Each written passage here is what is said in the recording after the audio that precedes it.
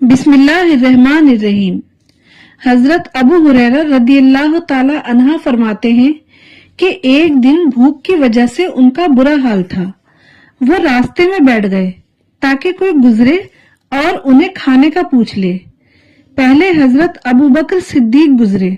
انہوں نے ایک آیت کا مطلب پوچھا اس امید سے کہ وہ انہیں گھر لے جائیں گے، لیکن انہوں نے جواب دیا اور چلے گئے۔ پھر حضرت عمر گزرے، ان کے ساتھ بھی ایسا ہی ہوا۔ جب نبی کریم صلی اللہ علیہ وسلم وہاں سے گزرے تو انہوں نے ابو ہریرہ کے چہرے کو دیکھ کر ان کی بھوک کو پہچان لیا۔ آپ نے مسکرا کر فرمایا، اے ابو ہریرہ میرے ساتھ آؤ۔ نبی کریم اپنے گھر تشریف لے گئے اور وہاں ایک پیالہ دودھ دیکھا۔ آپ نے حضرت ابو ہریرہ سے فرمایا، جاؤ اور اصحاب صفہ، وہ 70-80 صحابہ جو مسجد میں رہتے ہیں، ان کو بلا کر لاؤ۔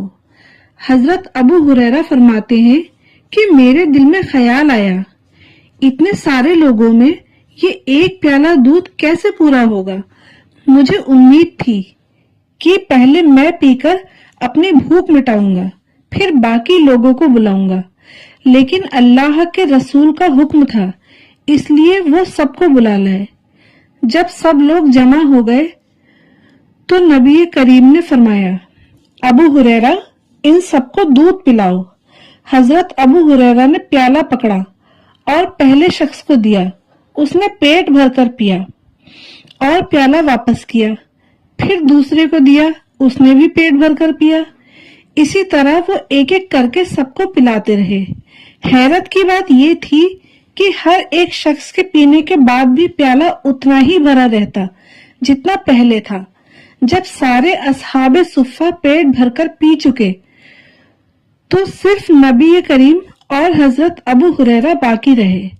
آپ نے مسکرا کر دیکھا اور فرمایا، ابو ہریرہ اب صرف میں اور تم باقی ہیں، بیٹھ جاؤ اور دودھ پیو۔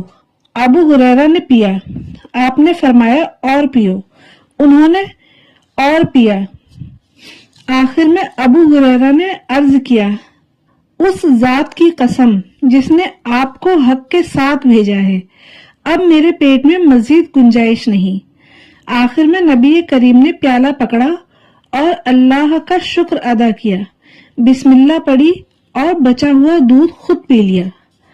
اللہ نے اپنے نبی کے ہاتھوں میں ایسی برکت رکھی تھی کہ تھوڑی چیز بھی ہزاروں کے لیے کافی ہو جاتی تھی۔ سبحان اللہ۔